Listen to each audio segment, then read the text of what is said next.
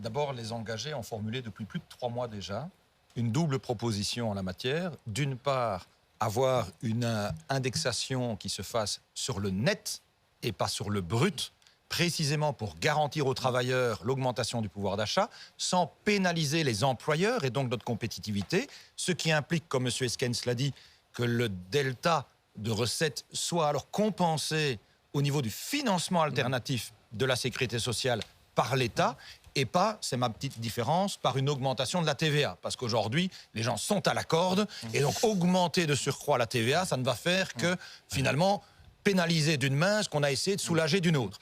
Deuxième proposition, nous pensons effectivement qu'il faut pouvoir, comme M. Winch l'a dit, non pas supprimer l'index, parce que c'est essentiel pour le pouvoir de vivre, mais l'adapter, en ayant effectivement des modulations, une fois qu'on est au-dessus d'un certain seuil, soit qu'il n'y ait plus d'indexation, soit, pour être plus raisonnable, que celle-ci soit dégressive. Parce qu'effectivement, quand vous gagnez 5, 6, 7 000 euros par mois, vous n'avez pas le besoin d'avoir votre salaire qui est indexé. Et je préfère alors qu'on indexe davantage, qu'on aide, y compris de manière directe, plus les bas salaires que celles et ceux qui sont déjà confortables. Ce n'est pas le moment, en tout cas, de mettre en œuvre une politique de rigueur. Parce qu'alors, on va juste avoir un effet boule de neige encore, de détresse, de faillite précipitée, de situation sociale tendue. Bien entendu, il faut être honnête avec les gens, il n'y a pas à court terme d'autre solution que celle d'un accroissement de l'endettement de l'État.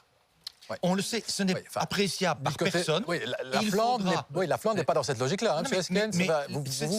C'est du réalisme de court terme.